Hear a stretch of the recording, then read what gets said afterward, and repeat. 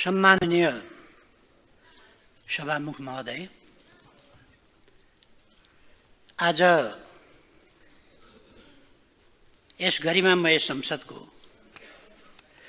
5औं अधिवेशन प्रारम्भ भइरहेको यस सुखद अवसरमा म सबै माननीय सदस्यज्यूहरूलाई हार्दिक स्वागत गर्न चाहन्छु। यस गरिमामय सदन मार्फत देश र जनताका निम्ति आफ्नो अमूल्य जीवन अर्पण गर्ने ज्ञात अज्ञात शहीदहरूको विशेष स्मरण गर्दै उहाँहरू सबैप्रति हार्दिक नमन एवं श्रद्धाञ्जली अर्पण गर्दछु। देशलाई विकास र समृद्धिको दिशामा अगाडि बढाउने शहीदहरूका महान सपनाहरूलाई साकार पार्ने दृढ सङ्कल्प पनि गर्दछु। साथै यस राष्ट्रको जीवनमा अमूल्य योगदान दिने पुष्पलाल, बीपी कोइराला, गणेशमान सिंह र मदन भण्डारी लगायत सम्पूर्ण अग्रजहरूप्रति उच्च सम्मान व्यक्त गर्दछु। पछिल्लो 9 वर्षमा बुटोल पाल्पा सडक खण्डको सिद्धबाबामा 42 पटक सवारी दुर्घटना भयो, धेरैको ज्यान गयो। सभामुख महोदय, यो केही अघि एउटा अनलाइनमा आएको समाचारको शीर्षक हो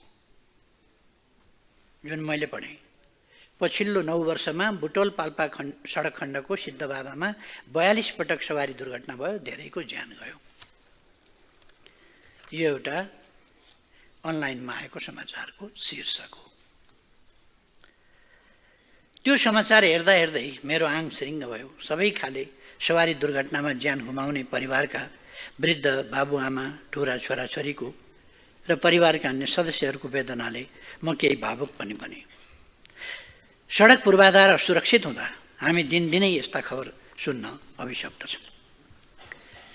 मैले सङ्कल्प गरेँ, अब हामीले यस स्थितिलाई बदल्नु पर्नेछ र त्यसका लागि काम गर्नुपर्नेछ।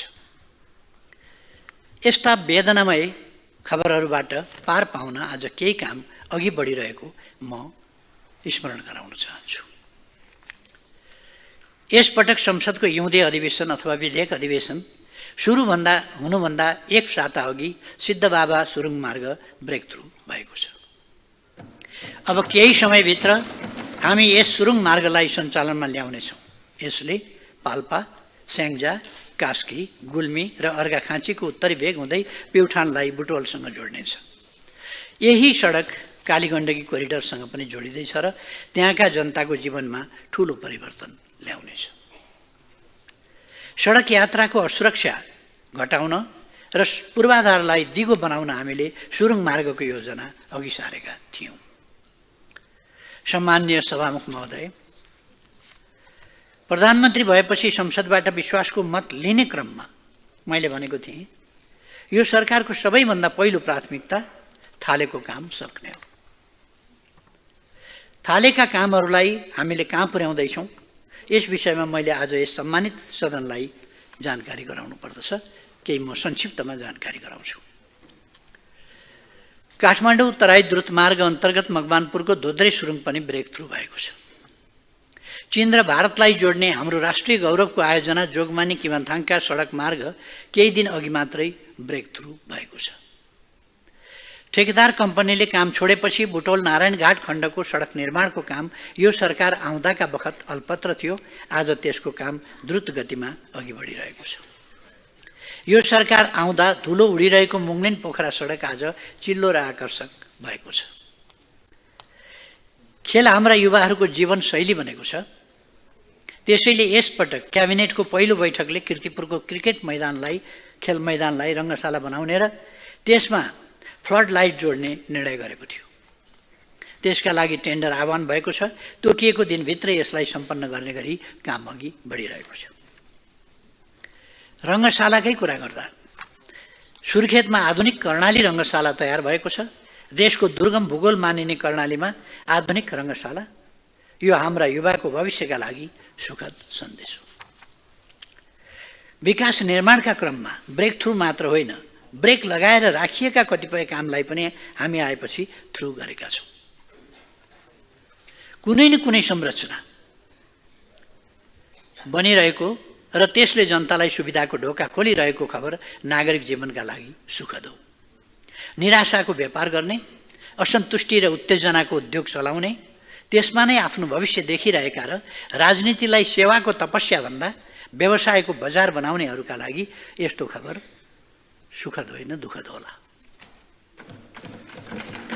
राजनीतिलाई केवल सामाजिक सञ्जालमा प्रतिक्रिया खपतको व्यवसाय बनाउनेहरूबाट पर गएर मात्र हामी बन्दै गरेको नेपाललाई देख्न सक्छौँ।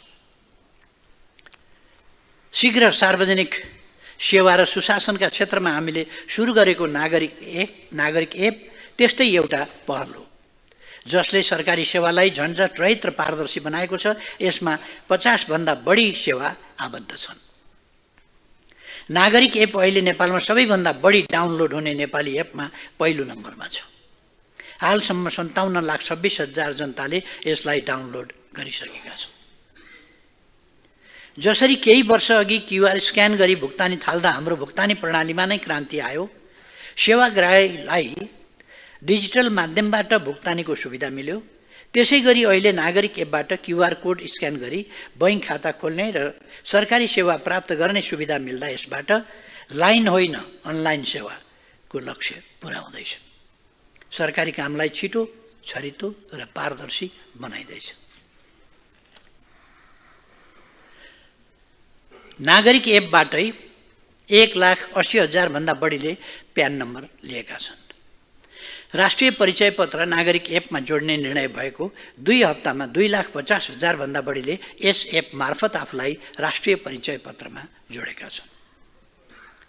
यस एप मार्फत हामीले सवारी लाइसेन्स लिन, सवारी नियम उल्लङ्घनको जरिमाना तिर्न भइरहेको झन्झट हटाएका छौँ। सवारी लाइसेन्स नागरिक एपमा आबद्ध भएसँगै सवारी चालक अनुमति पत्रको फिजिकल कार्ड नै नचाहिने बताइएको छ। एक दिनमा 55,000 देखि 60,000 सम्मले यस सम्बन्धी छरितो सेवा लिइरहेका छन्। सवारी नियम उल्लङ्घन हुँदा ठाउँका ठाउँ अनलाइनबाट जरिमाना तिर्ने व्यवस्था गरिएकाले तिर्ने र लिने दुवै थरी दङ्ग परेको रमाइलो जानकारी सामाजिक सञ्जालमा हामी सबैले देखेका छौँ। हेर्दा सानो कुरा, देशको प्रमुख प्रशासकीय थलो सिंहदरबार छिर्न भित्रबाट अनुमति लिनुपर्ने र सिंहदरबार छिर्न लाइन बस्नुपर्ने झन्झट थियो। अहिले सिंहदरबार छिर्न कसैसँग अनुमति लिनु पर्दैन। सरकारी परिचय पत्रको क्युआर स्क्यान गरेर भित्र छिर्न पाइन्छ। मेरो विश्वास छ सरकारी काममा नागरिक एपको प्रयोगलाई विस्तार गर्दै हामी केही समयभित्र सार्वजनिक सेवाका क्षेत्रमा क्रान्ति ल्याउन सक्नेछौँ। सरकारी कार्यालयमा कामका फाइलहरू अड्काउने, कामको समयावधि लम्बाउने र यसबाट सेवाग्राहीले दुख पाउने स्थितिबाट मुक्त गर्न क्युआर कोड मार्फत फाइल मुभमेन्ट ट्र्याकिङ गर्ने प्रणालीलाई अगाडि बढाएका छौँ। सरकारी कार्यालयमा हुने कामको जानकारी मोबाइलबाटै पाउने व्यवस्था मिलाउँदैछौँ। जहिल्यै काम भइरहेको हुने तर कहिल्यै नसकिने हाम्रो विकास निर्माण र कानुन निर्माणको ढाँचामा यसरी ब्रेक लगाउँदैछौँ। सभामुख महोदय, राम्ररी सञ्चालनमा नआएका अन्तर्राष्ट्रिय विमानस्थलको प्रयोग बढाउन यस सरकारले ठोस कदम चालेको छ। भैरवा र पोखरामा अन्तर्राष्ट्रिय उडानको प्रबन्ध भएको छ। यही अवधिमा बङ्गलादेशमा 40 मेगावाट विद्युत निर्यातका लागि त्रिपक्षीय विद्युत बिक्री सम्झौता भएको छ। केही दिन अगाडि सामाजिक सञ्जालको एक्सको प्रयोगकर्ता एकजनाले लेख्नु भएको देखेँ। सामाजिक सुरक्षा कोष भन्ने चाहिँ गरिबहरूको बाँच्ने आधार रहेछ। पित्तथैलीको ढुङ्गा हटाउन रु 10,775 मा ओपिडी, विभिन्न किसिमका जाँच अपरेसन ओखती बेडसम्म आइपुग्यो। अझ यो वर्ष नै 1,25,000 सम्मको सुविधा पाइँदो रहेछ। जसले सुरुवात गर्यो त्यसको जय होस्। यो पढेर म केही बेर गोरिएँ। योगदानमा आधारित सामाजिक सुरक्षा कोषको सुरुवात गर्दा हामीले निकै ठुलो विरोध पनि झेलेका थियौँ। नयाँ युगको सुरुवात भयो भन्दै सामाजिक सञ्जालमा ट्रोल गरिएको थियो। तर अहिले करिब 19 लाख श्रमजीवी पेसाकर्मी सामाजिक सुरक्षा कोषमा आबद्ध भइसकेका छन्। यसमा रोजगारीमा रहेका जो कोहीको पनि आबद्धता बढाउँदै लैजाने हाम्रो लक्ष्य छ, नीति छ। सरकार सञ्चालनको 100 दिनभित्रै 18 वर्ष अघिदेखि थाल्ने भएको शान्ति प्रक्रियाका बाँकी कामलाई अन्तिम निष्कर्षमा पुर्याउन हामी सफल हुँदै आएका छौँ, त्यसतर्फ अघि बढिरहेका छौँ। त्यस सिलसिलामा सत्य निरूपण तथा मेलमिलाप आयोग ऐन 2071लाई संशोधन गर्न बनेको विधेयक सर्वसम्मतिबाट स्वीकृत र प्रमाणीकरण भएको छ र आयोगले पूर्णता पाउने क्रममा छ। मुलुकलाई हामी कुन दिशातिर डोर्याउन खोजिरहेका छौँ भन्ने कुरा केही सामान्य सङ्केत मात्रै हुन्। यस सम्मानित सदन मार्फत सिङ्गो देशलाई भन्न चाहन्छु, सबै मन्त्रालय अन्तर्गत अहिलेसम्म सुरु भएका सबै योजनालाई सम्पन्न गर्न सरकारले सम्पूर्ण शक्ति केन्द्रित गरेको छ। यस अवधिमा हामीले कुन कुन मन्त्रालय अन्तर्गत के काम थालिएका छन् र ती थालिएका कामहरू कसरी समयमै सम्पन्न गर्ने भन्ने प्राथमिकता तोकेर योजना बनाएका छौँ र त्यसैका आधारमा प्रधानमन्त्री र मन्त्रीहरूका बीच कार्य सम्पादन सम्झौता गरेका छौँ। सम्माननीय सभामुख महोदय, गएको 6 महिनामा हाम्रो संसदीय राजनीतिमा दोहोऱ्याउनु नपरेको एउटा सुखद पक्ष म यहाँ उल्लेख गर्न चाहन्छु। सत्ताको नाउमा पाल पारेर फुत्त अर्कै डुङ्गा चलाउने र मुलुक एवं जनतालाई तिरस्कार गर्दै सत्ता पत्ता खेलिरहने विद्रूप स्थितिमा अब बन्द्याकरण भएको छ। संसद समक्ष बारम्बार विश्वासको मत लिनुपर्ने तमासाबाट हामी मुक्त भएका छौँ। आज म जनता र संसदको भरोसा र दृढताले भरिएको आत्मविश्वास लिएर यहाँ उपस्थित भएको छु। सरकारमा आएपछि हाम्रो दोस्रो प्राथमिकता थियो नीतिगत सुधार। यसका लागि सुधारका ठोस कार्ययोजना तयार गरी नीतिगत सुधारको प्रक्रियालाई तीव्रता दिइएको छ। संविधान तथा संघीयताको प्रभावकारी कार्यान्वयन गर्ने, संविधानमा सामूहिक संशोधन गर्ने, सरकारले आवश्यक ठानेर प्रस्तुत गरेका विधेयक वर्षौंसम्म संसदमा विचाराधीन रहन दिने होइन, प्राथमिकताको आधारमा पारित गर्ने या त त्यसलाई फिर्ता लिने, अनावश्यक कानुन खारिज गर्ने, व्यवहारमा अमिल्दा नीति तथा कानुनमा संशोधन तथा परिमार्जन गर्ने र तत्काल ल्याउनु पर्ने नयाँ कानुन तर्जुमा गरी विद्यमान कानुनी व्यवस्थामा सुधार गर्ने, सुशासन र जवाबदेहिता कायम गर्न प्रत्येक मन्त्रालयमा सुधार एकाइ रहने गरी प्रधानमन्त्री तथा मन्त्री परिषदको कार्यालयमा शासकीय सुधार केन्द्र स्थापना गर्ने, आर्थिक सुधार तथा सार्वजनिक खर्च व्यवस्थापनमा सुधार गर्ने, मन्त्रालयगत प्राथमिकताको आधारमा सुधारका कामलाई तीव्रता दिने, प्राथमिकताका यिनै बुँदाका आधारमा सुशासन र शासकीय सुधारका लागि सरकारले प्रधानमन्त्रीको नेतृत्वमा उच्चस्तरीय शासकीय सुधार आयोग र मुख्य सचिवको संयोजनमा शासकीय सुधार कार्यान्वयन समितिको अवधारणा अघि बढाएको छ। आर्थिक सुधार सुझाव आयोग कार्यरत छ। तत्काल आर्थिक तथा व्यावसायिक वातावरण सुधार गरी लगानी अभिवृद्धि गर्न 11 सुशासन प्रवर्धन तथा सार्वजनिक सेवा सम्बन्धी 12, भूमि तथा वन सम्बन्धी 3, आर्थिक कार्यविधि तथा वित्तीय उत्तरदायित्व ऐन, निजीकरण ऐन र सहकारी ऐन गरी 29 वटा ऐनमा अध्यादेश मार्फत संशोधन गरिएका छन्। अध्यादेश मार्फत एकैपटक यी कानुन संशोधन गरिएपछि मिडियाकै शब्द सापटी लिएर भन्छु, सुशासन र व्यावसायिक वातावरण निर्माणमा देशले अभूतपूर्व सुधारको थालनी गरेको छ। यसबाट अब सरकारी कार्यालयमा फाइल गुमाएर सेवाग्राहीका काम अड्काउने प्रवृत्ति रोकिनेछ। कानुनमा तोकिएको अवधि बाहेकका सबै काम 7 दिनभित्र सक्नै पर्ने कानुनी व्यवस्था गरिएको छ।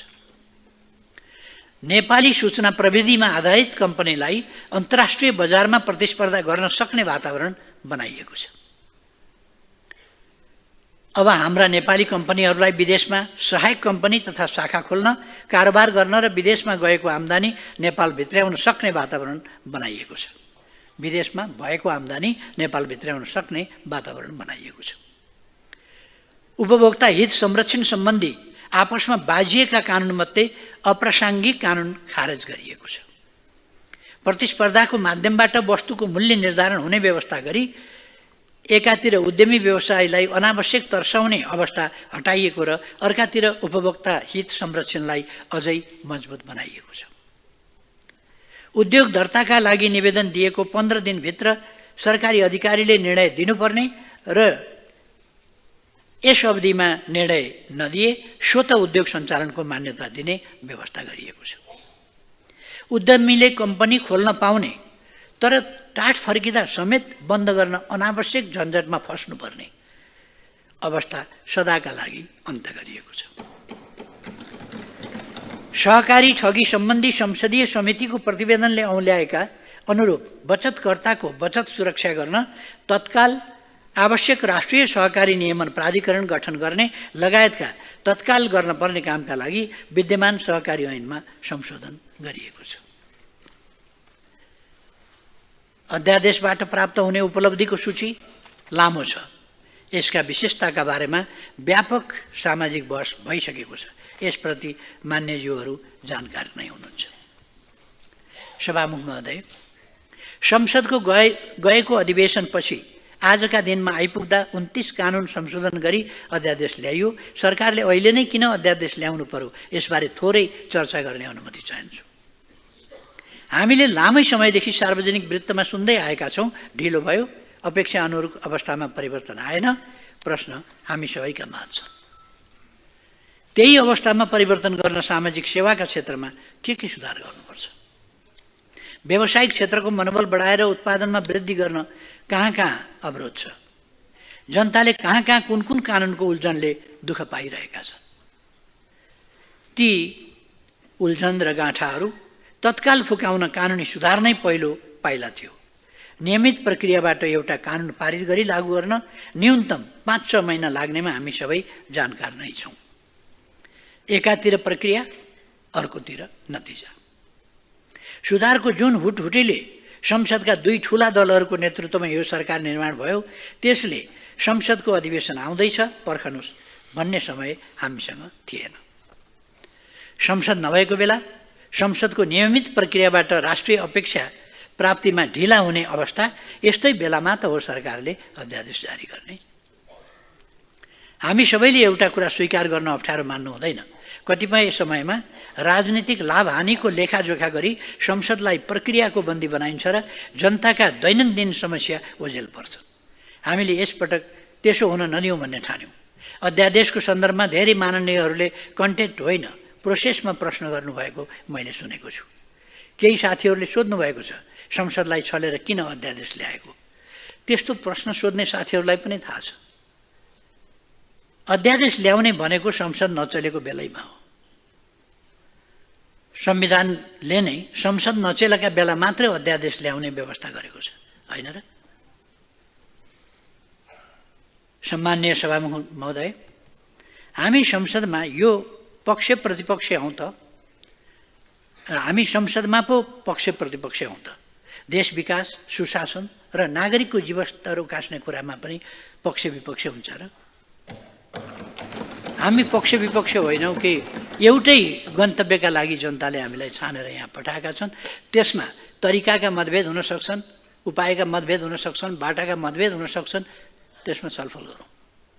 तर सधैँ प्रतिपक्ष पक्ष, सत्ता पक्ष प्रतिपक्षको मानसिकताबाट विरोध गर्नै पर्ने खालको अवस्था, मानसिकता नबनाऊ, मेरो आग्रह छ।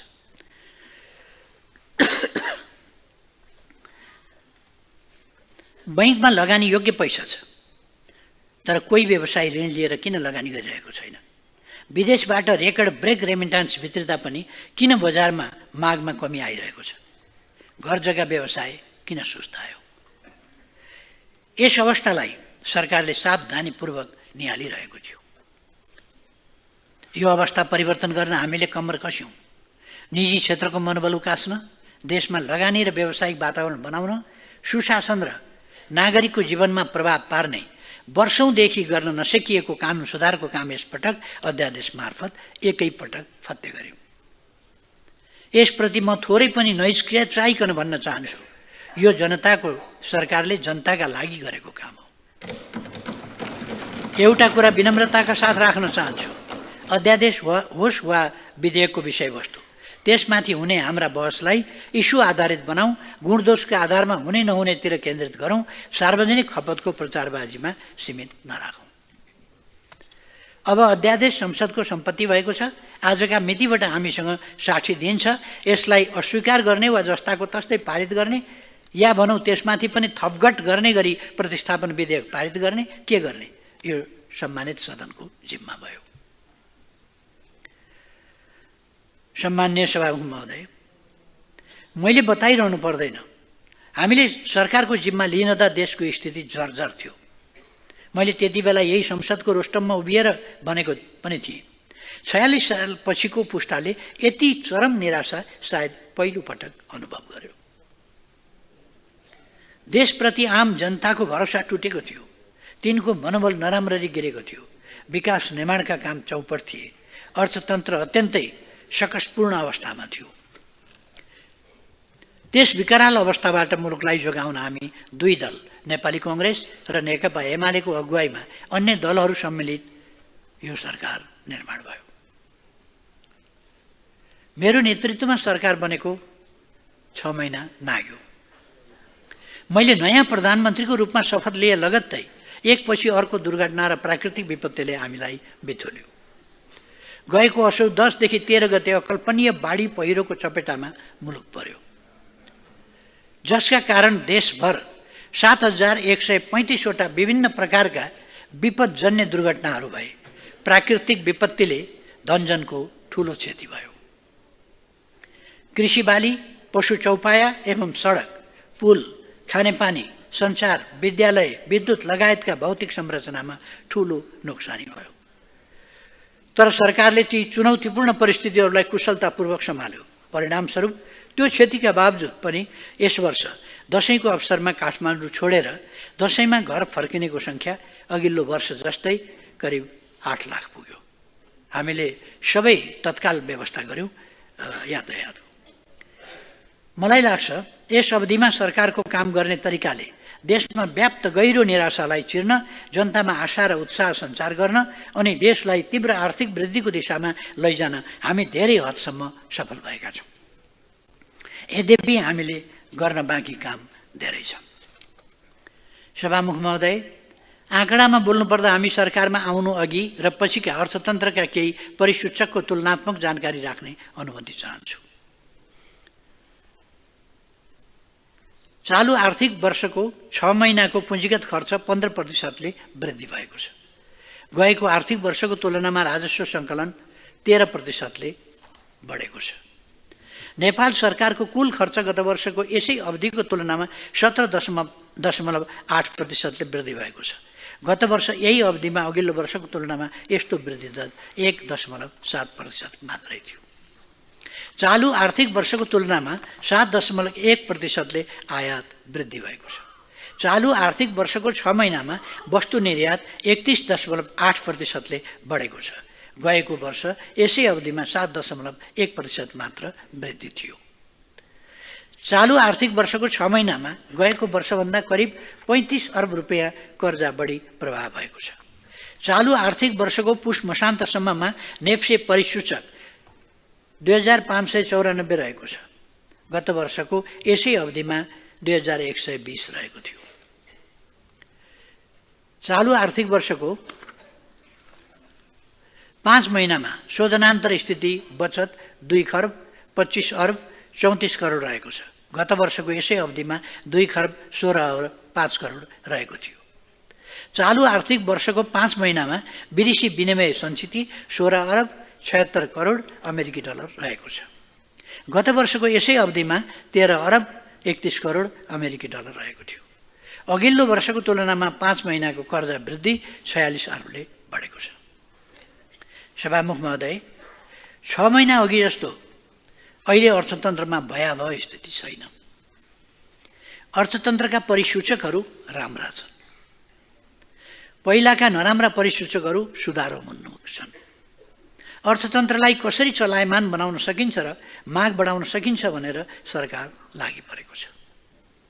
अर्थतन्त्रमा नगद प्रवाह गर्न सरकार बन्ने बित्तिकै लामो समयदेखि भुक्तानी नदिने सरकारी रवैयालाई परिवर्तन गर्यौं।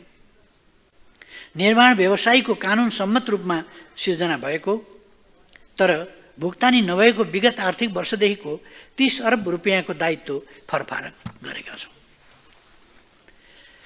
धेरै समयदेखि 35 जिल्लाका 15 लाखभन्दा बढी दुग्ध किसानहरूलाई सरकार बनेको 100 दिनभित्रै भुक्तानी दिएका छौँ।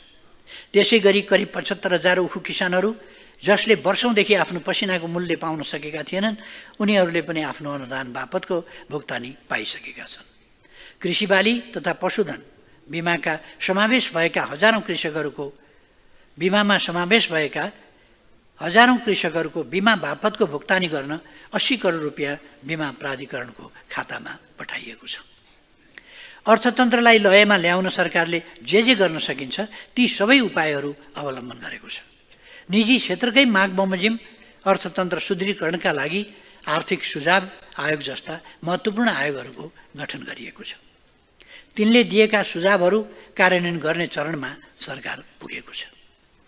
अन्तर्राष्ट्रिय स्वतन्त्र विज्ञ संस्थाबाट नेपालको सार्वभौम साख मूल्याङ्कन क्रेडिट रेटिङको कार्य सम्पन्न भएको छ।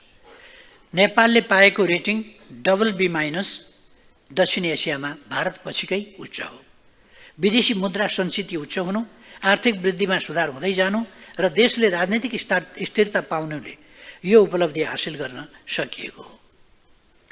वस्तु, सेवा र प्रक्रियाको गुणस्तरलाई सुनिश्चित गर्न मापदण्डको आवश्यकतालाई ध्यानमा राख्दै नेपाल एक्रिडिटेसन सेन्टर सञ्चालनमा ल्याएको छ। यसले मुलुकभरका विभिन्न क्षेत्रका गुणस्तर निर्धारण गर्ने संस्थाहरूको कार्यक्षमता, पारदर्शिता र प्रामाणिकताको मापन गर्ने जिम्मेवारी वहन गर्नेछ। विकास र सुशासनलाई सँगसँगै लैजान र जनतामा भरोसा जगाउन यस सरकारले प्राथमिकता तोकेर काम गरिरहेको छ। सम्माननीय सभामुख महोदय, दर्जनौं उद्योगी व्यवसायीको कुरा सुन्दा मलाई के लाग्छ भने सरकारले उनीहरूलाई खासै केही दिनै पर्दैन। आफ्नो व्यवसाय बढाउनका लागि चाहिने सबै बल तिनले आफै जुटाउन सक्छन्। सरकारले उनीहरूको मनोबल मात्र बढाइदिने हो। हामी सरकारमा आउनु अघि उद्योगी व्यवसायीहरूको मनोबल असाध्यै नराम्ररी गिरेको थियो। उनीहरूको मनोविज्ञान बुझेर मैले यही सम्मानित सदनमा भनेको थिएँ, आर्थिक मेरुदण्ड मानिने उद्योगी व्यवसायीहरू अहिले मरिच झैँ चाउरिएका छन्। आज उद्यमीहरू शिथिल औद्योगिक क्षेत्रमा धुकधुकी पलाएको प्रतिक्रिया दिइरहेका छन्। यस सन्दर्भमा अध्यादेश जारी भएपछि सरकारलाई धन्यवाद दिन बालुवाटारमा आएका व्यवसायीहरू, उहाँहरू सङ्गठित ढङ्गले उहाँहरूका प्रतिनिधि सङ्गठनहरू, सबैजसो सङ्गठनहरूको प्रतिनिधित्व गर्दै आउनुभएको थियो उहाँहरू, र उहाँहरूले दिएका प्रतिक्रिया स्मरण गर्न चाहन्छु। निजी क्षेत्रको व्यवसायी सङ्गठनका नेताहरूले भन्नुभयो, सरकारले गरेको सुधार सपना जस्तो लाग्यो। त्यहाँ आयोजित अर्को कार्यक्रम IT मिटअपका एक सहभागीले भने, सरकारले आफ्नो काम गर्यो, अब म मेरो काम गरेर देखाउँछु। 5,000 जनालाई रोजगारी दिने मेरो सपना पुरा हुने भयो। धन्यवाद सरकार। यी प्रतिनिधिमूलक प्रतिक्रियाले हाम्रो निजी क्षेत्रको मनोबलको सङ्केत गर्दछ। निजी क्षेत्रको मनोबल उकास्नका लागि हामीले 2वटा काम गर्यौँ। पहिलो, सरकार स्टन्टबाज भयो र सरकारले थुन्ने अनि सुन्ने काम गर्यो भन्ने टिप्पणी भइरहेका सुनिन्थे। उतिखेर सरकार सुशासनका काम नीतिगत र संरचनाका तवरबाट होइन, क्यामेराका अगाडि मन्त्री र अधिकारीले गर्ने एक्सन कट प्रदर्शनबाट गरिरहेको देखिन्थ्यो। पर्दामा एउटा मञ्चन, नेपथ्यमा अर्कै तारतम्य मिलाइएको हुन्थ्यो। भ्रष्टाचार विरोधी एक्सन मञ्चमा गरिरहने, भित्रभित्रै तारतम्य मिलाएर डरलाग्दा अनियमितता हुर्किरहने प्रवृत्ति अहिले छैन। दोस्रो, उद्यमी व्यवसायीहरूको हातखुट्टा फैलाउन अवरोधका रूपमा रहेका कतिपय नीतिगत व्यवस्थामा उनीहरूको अपेक्षाभन्दा बढी अघि बढेर सरकारले कानुनमा सुधार गरेको छ।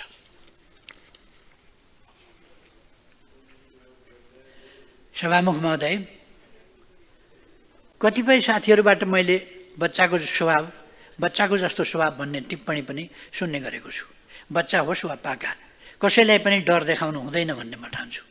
आफै डराउनेलाई दिन मिल्ने जवाफ चाहिँ मसँग छैन। बरु तिनीहरू आफै कर्मको भय पासमा पो परेका हुन् कि भन्ने लाग्छ। आज यति चाहिँ भन्छु, पार्टी टुक्र्याउने, भत्काउने जस्ता खुद्रे कुराहरू यस सरकारको मेन्युमा छैन। ढुक्क हुनुहोस्, काङ्ग्रेस एमाले सहितको यति बलियो सरकारको प्राथमिकता त्यस्तो हुन सक्दैन। सरकारका प्राथमिकताहरूको बारेमा मैले भनिसकेका छु, दोहोऱ्याइरहनु परेन। विपक्षमा रहेका साथीहरूले एउटा कुरामा आफ्नो समय व्यर्थै खेर फाले जस्तो लागिरहेको छ। सरकार ढल्छ, ढल्नै लाग्यो, पुष मसान्त, माघे सङ्क्रान्ति काट्दैन आदि इत्यादि। एउटा गीत बजारमा अलि ढले ढले ढले ढले भन्ने अलि प्रचारमा छ।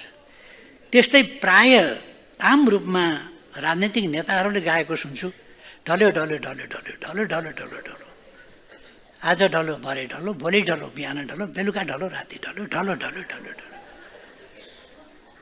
यो गीत मनोरञ्जनका लागि पार्टी उत्सवहरूमा सुहाउला, राजनीतिमा त्यति सुहाउँदैन। अझ एकजना माननीयले यस गीतलाई श्लील भएन समेत भनेको सुनेको छु। यो वास्तवमा त्यस्तो टिप्पणी आएको गीत हो। यो यस्तो गीतलाई के नक्कल गरिराख्या होला। यस्तो गायन मनोरञ्जनका मञ्चमा गाउनु राम्रो हुन्छ, राजनीतिका मञ्चमा गाउन बन्द गरे हुन्छ, किनभने 84 सम्म सरकार टसमस गर्नेवाला छैन।